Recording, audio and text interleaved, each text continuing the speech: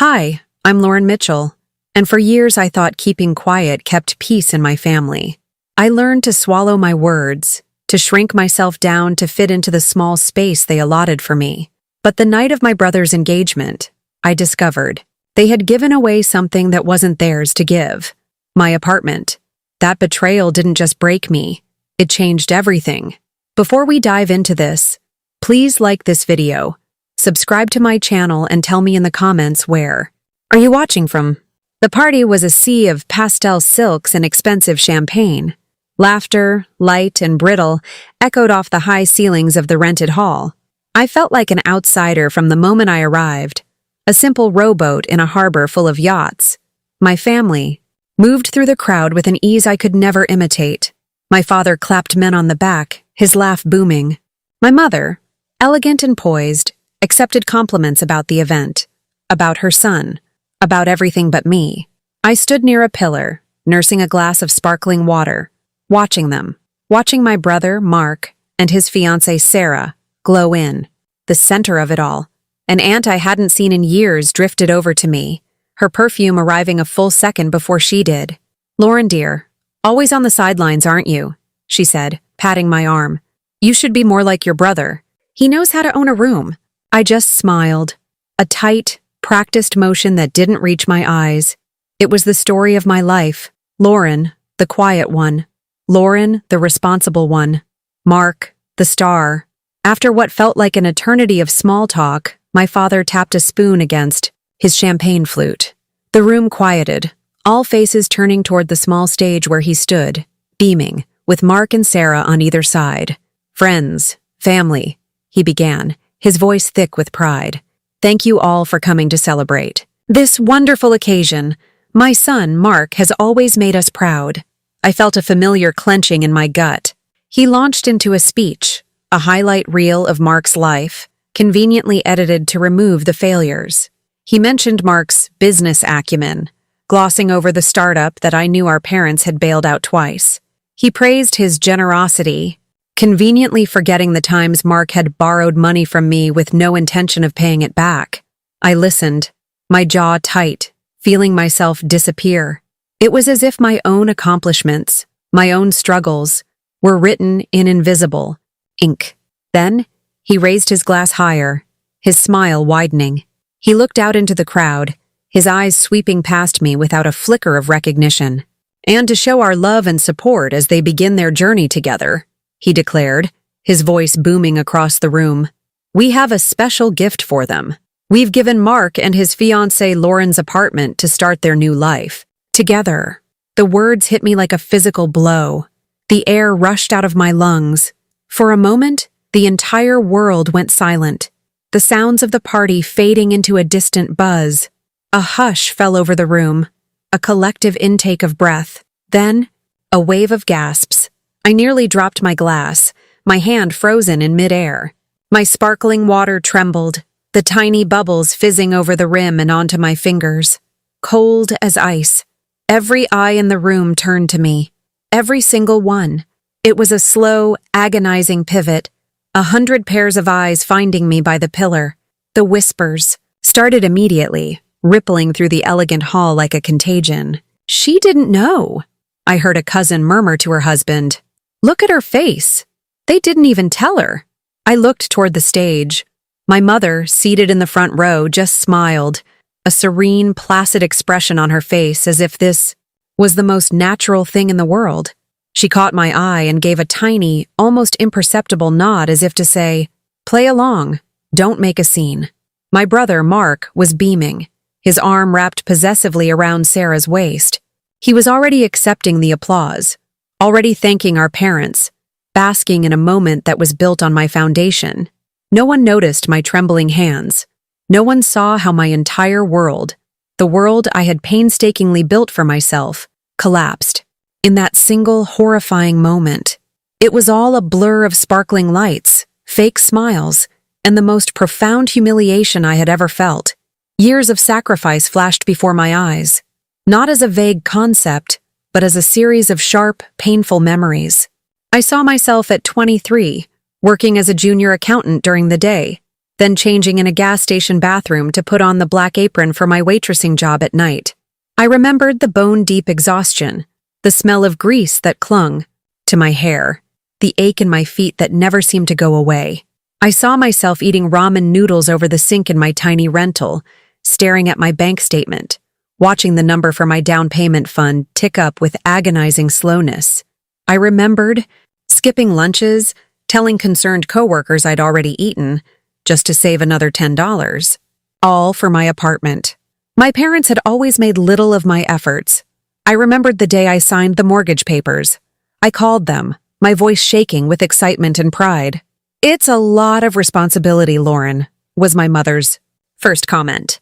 "Are you sure you can handle it alone?" My father was even more dismissive.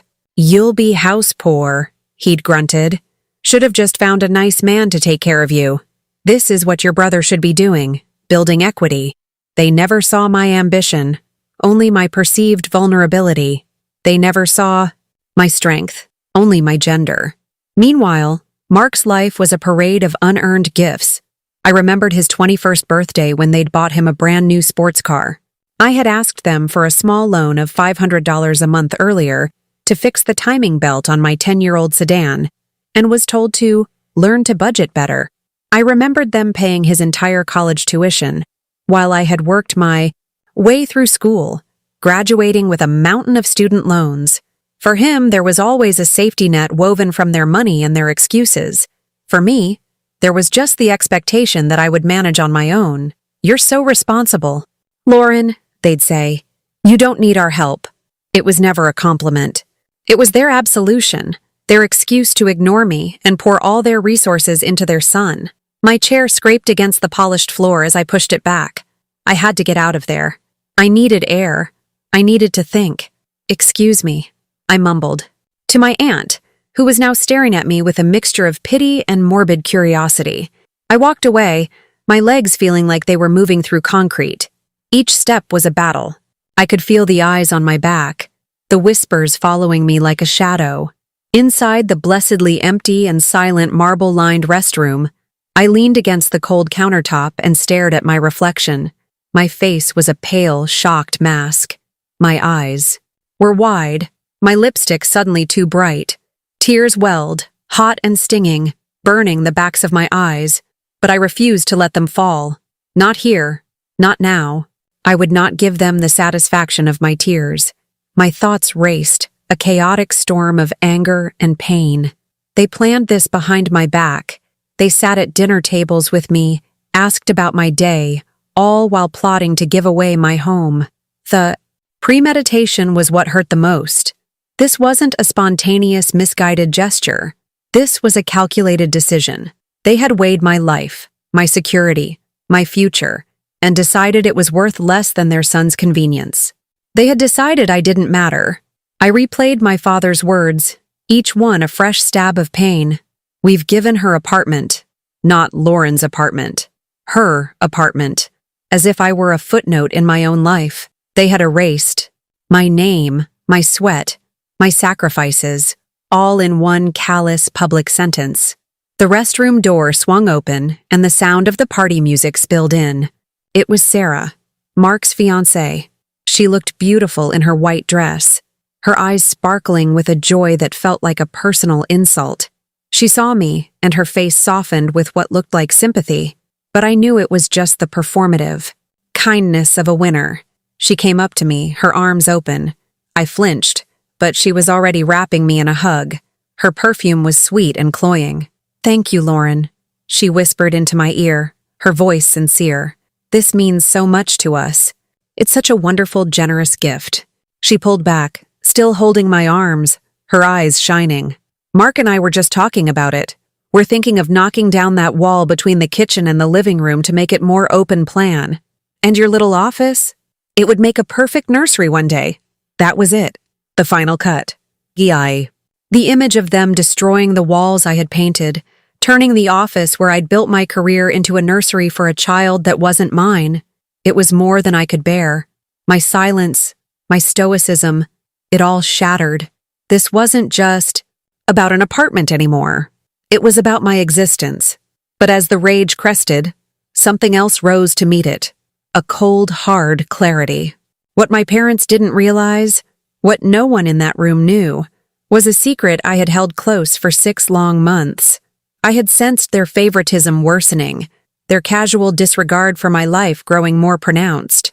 The final straw had been an overheard phone call a year ago.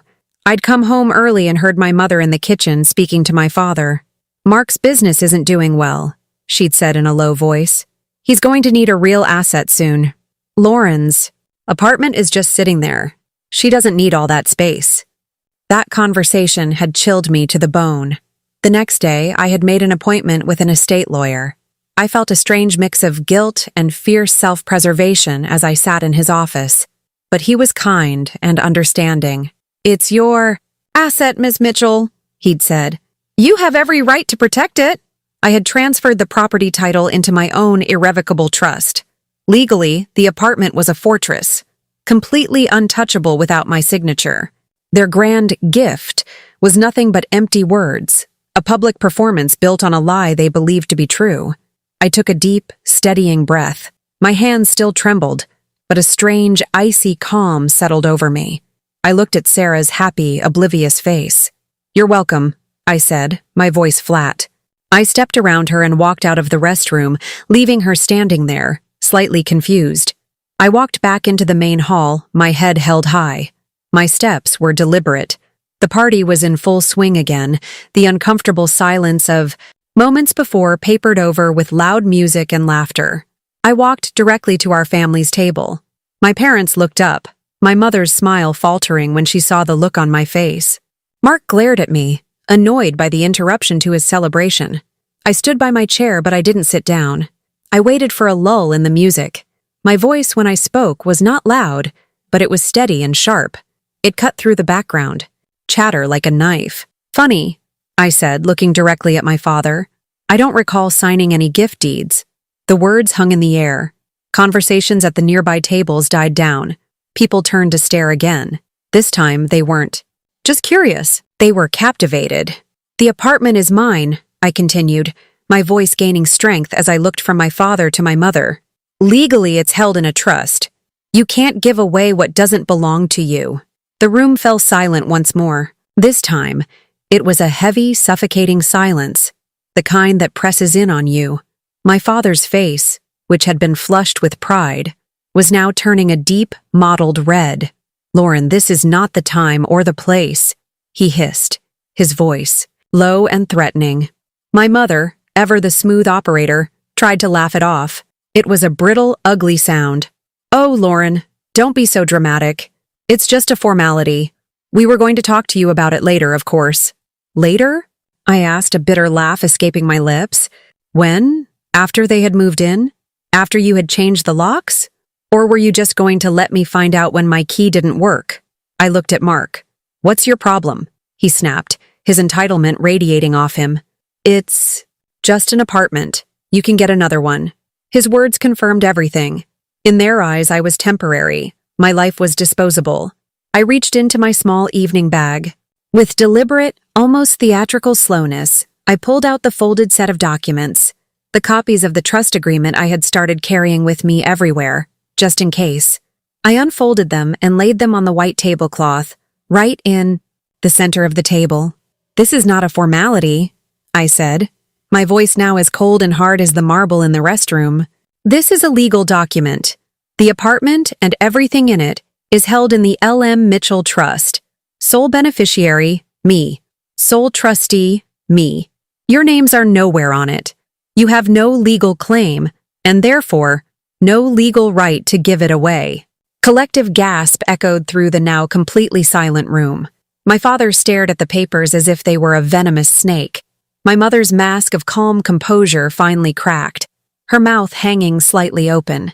Even Mark's fiancée, Sarah, took a physical step back from him, her smile gone, replaced by a look of dawning, horrified comprehension. She finally realized she had been celebrating a lie, an empty promise made at my expense. I pushed my chair back further, the legs scraping loudly in the stillness. It was time to leave. "You wanted to erase me," I said, my gaze sweeping over my family, the architects of my pain. You wanted to make me small, to make me disappear. Instead, you've only erased your own credibility in front of everyone you wanted to impress. The relatives who had joined in mocking me earlier, with their whispers and pitying stares, now looked away, suddenly fascinated by their dinner plates or the ceiling. They were ashamed, not for me, but for being witnesses to this ugly public unraveling. I turned and walked away. I didn't run. I didn't look back. I walked through the silent crowd, a path parting for me as if I were a queen. The feeling wasn't triumph, not yet. It was a heavy, determined feeling of release. I was walking away from a life that was suffocating me, one polite smile at a time. The drive home was a blur. The city lights smeared across my windshield. The adrenaline began to fade, and a single tear finally escaped, tracing a hot path down my cheek. It wasn't a tear of sadness or self-pity. It was a tear of pure, unadulterated relief. The immense weight of their expectations, their disappointments, their casual cruelty, was finally lifting. I parked my car in my designated spot, in the garage of my building. I took the elevator up to my floor. I slid my key into the lock of my front door. The click of the deadbolt sliding open was the most satisfying sound I had ever heard. I stepped inside and leaned against the door, breathing in the familiar scent of my home. I didn't turn on the lights right away. I just stood there in the darkness, letting the reality of it wash over me. I walked through the rooms, my fingers tracing the edge of the bookshelf I'd assembled myself, the sofa I'd saved for a year. I walked into my small office and looked out the window at the sprawling city lights. This was my view, earned with my labor. They had tried to take this from me, not with force, but with the casual assumption that they had the right. They had underestimated me. They had always underestimated me. I whispered the words into the quiet of my apartment, a vow to myself. This is mine, paid in full, with my silence, my sacrifices, and now, my strength. And for the first time in a very long time, I felt completely and utterly free. If you've ever been overlooked or betrayed by family, let this remind you, the truth has power when spoken at the right moment. Comment your thoughts below, and don't forget to like and subscribe for more stories of betrayal turned into justice.